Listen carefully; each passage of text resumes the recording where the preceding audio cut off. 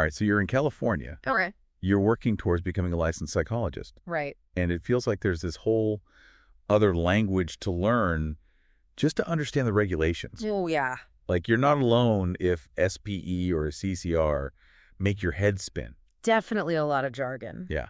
So that's why we're doing a deep dive today. Right. Forget trying to read through all the regulations. Oh, absolutely. We're going to extract all the essential knowledge you need and get you up to speed fast. Yeah, because I think people get overwhelmed by all that information. Totally.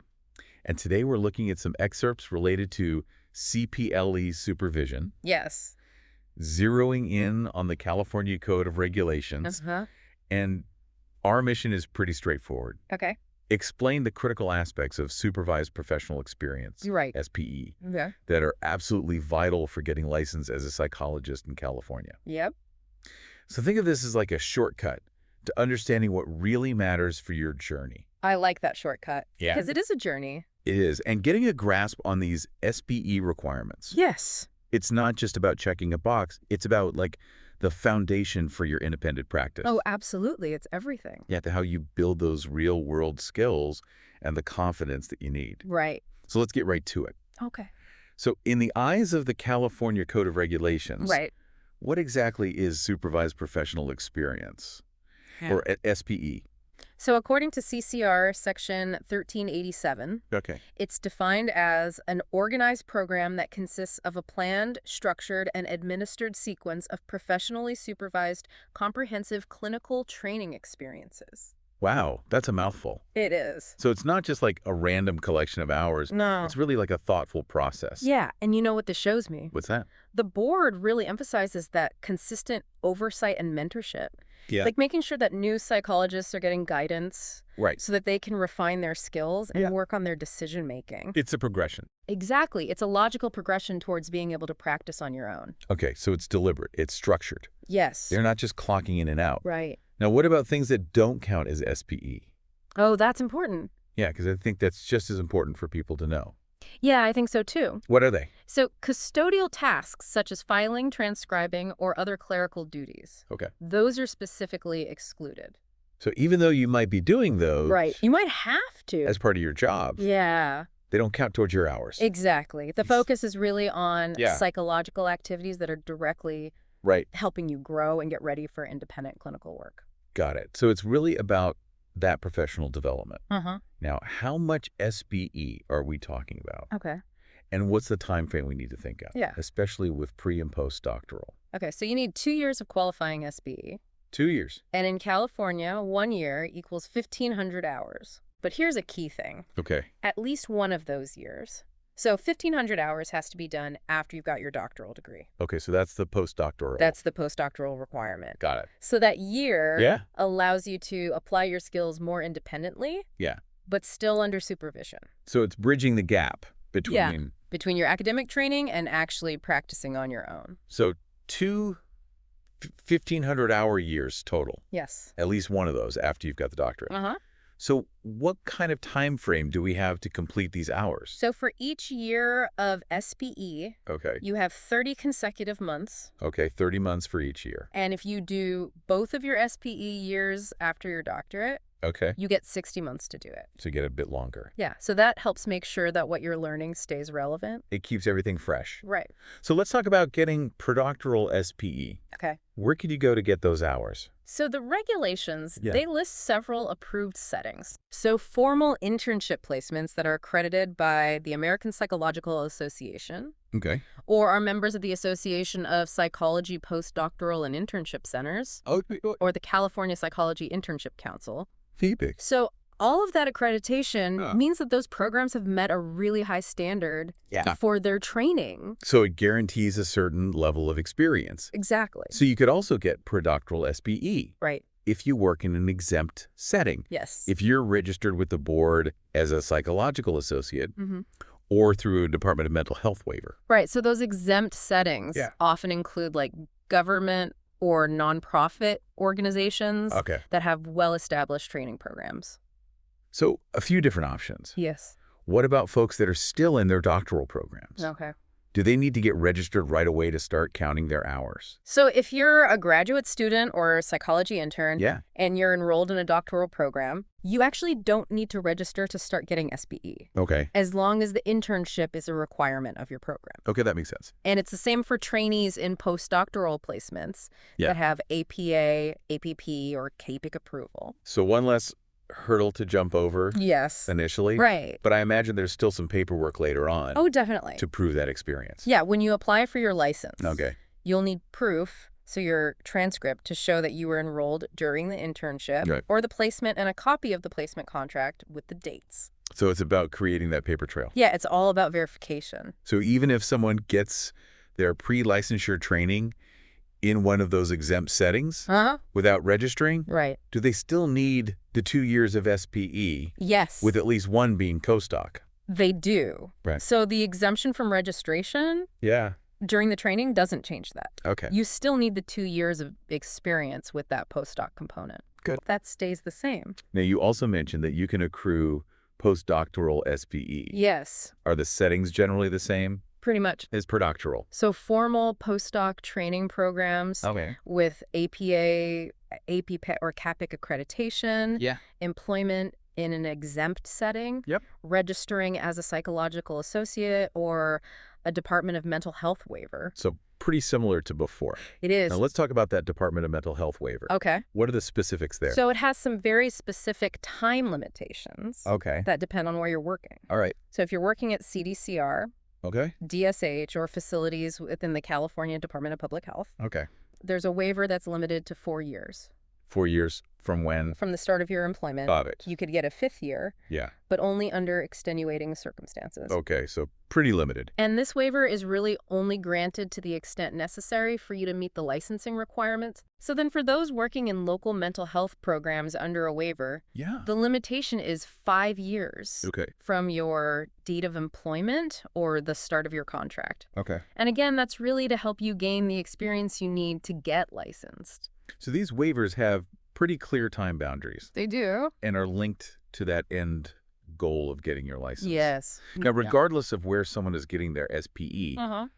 are there like some universal requirements that apply to all supervised professional experience? Definitely CCR Section 1387B outlines all the fundamental requirements. Okay. It doesn't matter where you're accruing your hours. So it applies to everybody. It does. Okay. And one of the big ones is supervision. Yeah. So as a trainee, Yeah. you have to receive supervision for at least 10% of your work time Every week? every week. So 10% of your time has to be supervised. And at least 1 hour a week needs to be direct. Okay. Individual face-to-face supervision with your primary supervisor. Okay, so there's like a minimum amount of face-to-face time required. Exactly. So 10% of your time is dedicated to supervision. Right.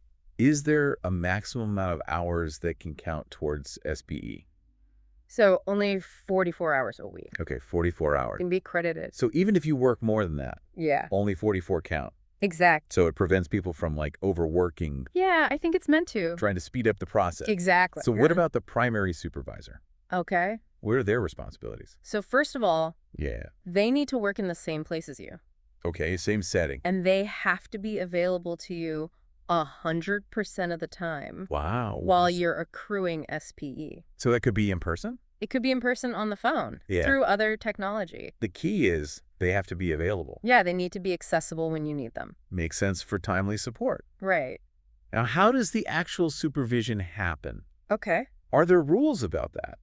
So it needs to happen in real time. Real time. So in person. Okay. Or through synchronous audiovisual methods. Okay. And it has to comply with confidentiality laws. Yeah. So that real-time interaction is crucial Yeah. for feedback on your work.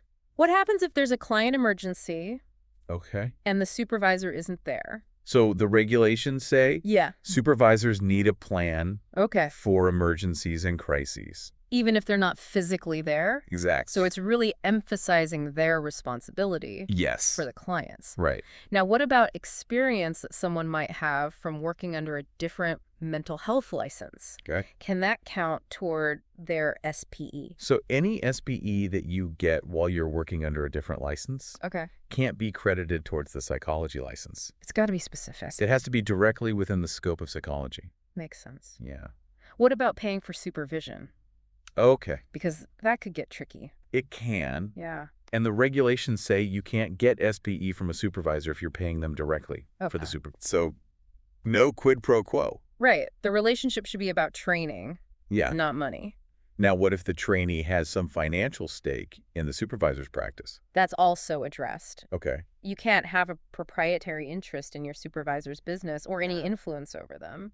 So these rules are really about keeping everything objective, They are. right? Like you can't grade your own homework. Exactly. So it's to make sure that the supervision is fair and focused on you growing. Right. So it sounds like before any SPE even begins, Yes, you need a formal agreement, you do. a supervision agreement. Right. So what are the key things that need to be in that?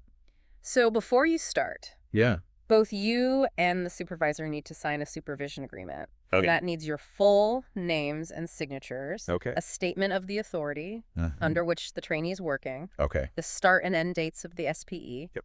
an outline of the trainee's duties, Okay. the address of all the locations where those duties are taking place, Okay. and then goals and objectives. So it's a very comprehensive document It is. that sets expectations right from the beginning. Right from the start. Now, it can't all be on the supervisor. Yeah.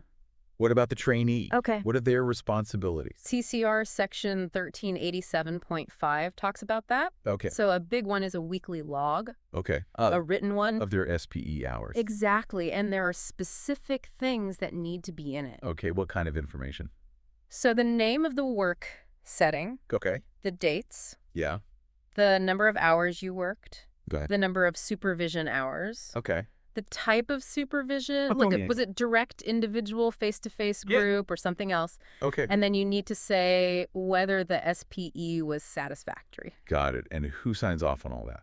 So you need to print your name, Okay. sign it, and date it. Okay. Your supervisor needs to print their name, sign it, Yeah. put their license, type, and number, and the date. Got it. If there was a delegated supervisor involved, okay. They also need to sign it and include their license information. Okay. And you need to describe the duties you performed. Wow, so much detail. And then finally, your primary supervisor Yeah. has to sign a statement Same. that all the information is accurate. Okay, so it's all about being really thorough Yeah. Keep good records. and accurate right. throughout the whole process. The whole time. Now, what about those primary supervisors? Okay. What qualifications did they need to have? So section 1387.1 says Okay. only licensed psychologists Okay. can be the primary supervisor for a registered psychological associate. Okay, so it has to be a psychologist. Yeah. And they can only supervise 3 associates at a time. 3 at a time. That's the limit. Okay, so it has to be a licensed psychologist, Yeah. and they can only supervise 3 people at once. Uh-huh. What other requirements do they have? So they have to have a valid license Okay, that hasn't been disciplined. okay. And if anything changes with their license, They have to tell their supervisee immediately. okay. They also need to have the right education and training Yeah. for the areas they're supervising. In those specific areas. And if they're licensed by the board, okay. they need to do 6 hours of supervision coursework every 2 years. So they have to keep learning too. They do. So what about their ethical and legal responsibilities to the trainees and clients? They have a lot of responsibility there. Yeah. They have to make sure their trainees are following all the rules Okay. of the psychology licensing law Yeah. and the APA ethics code. Okay. And they're responsible for the client's well-being Uh, and their trainees' performance and development. So they're really overseeing everything. They are. Now, what about making sure the clients Yeah. understand that relationship? That's so important. Yeah. So they need to be told the clients need to be told. that the trainee is unlicensed Okay. before they get any services. Okay. They also need to know that the supervisor will have access to their records Yep. for supervision. Yeah. And any fees need to be paid to the supervisor or the employer. Not to the trainee directly. So it's all about transparency. It is. Now, are there any restrictions on relationships between supervisor and trainee? Yes. Okay. So you can't have family or intimate relationships Right. or business relationships Yeah. that could affect your judgment or your ability to supervise. Okay. And you can't supervise someone who was your client. Makes sense. You also can't exploit your trainees or have any sexual relationship with them. So those are some really important boundaries to Sure. keep everything professional. Absolutely. You also mentioned a pamphlet earlier. I did. Tell me about that. So supervisors have to make sure their trainees read a pamphlet Okay. called Therapy Never Includes Sexual Behavior. Okay. It's to prevent any sexual misconduct. Got it. And then supervisors also have to monitor Yeah. any delegated supervisors. Okay, so that brings us to delegated supervisors. Yes. What are the rules about that? So the rules are in Section 16 CCR 1391.5C, Okay. and they're pretty specific. Okay. Especially for registered psychological associates. Yeah. So a registered associate can get delegated supervision Okay. from another qualified psychologist, Okay. but only if that other psychologist is also employed at the same place. Okay, so in the same organization as the primary supervisor. Exactly. Good. If they're not, Yeah. you can't delegate. So it's a pretty strict limitation, It is. especially for registered associates. Yeah. Really ties it all to being in the same organization. Uh-huh. So it's another important detail to understand. Yeah, for sure. Well, this has been a really thorough deep dive It has been. into SPE requirements in California. Mhm. It's definitely clarified a lot of the complexities Absolutely. involved in getting licensed. Yeah. So the key takeaway Okay. is that navigating your SPE, it's not just a formality. Yeah. It's like a key part of becoming a licensed psychologist here. Yeah, it's heavily regulated. Yeah. So you really need to understand these regulations from the beginning From day one. to make sure everything goes smoothly. Yeah. And that you're successful. What I find really interesting Yeah. is those limitations around delegated supervision Yeah, that's a big one. for registered associates. Yeah. Like the fact that the supervisor has to be in the same organization Right. really shows how important that consistent guidance is Definitely. and accountability. Yes. So hopefully Yeah. this deep dive has given you that shortcut. That shortcut You needed to understand all of this. to cut through the noise. Exactly. All that information Yeah. that's out there. So as you're thinking about these requirements, Mm-hmm. what do you think might be the biggest challenges for you Yeah. in terms of supervision, Yeah. or what other questions are coming up Yeah. as you think about applying all of this to your own situation? Right. It's definitely something to keep thinking about Absolutely. as you move towards licensure. Keep learning. Keep learning.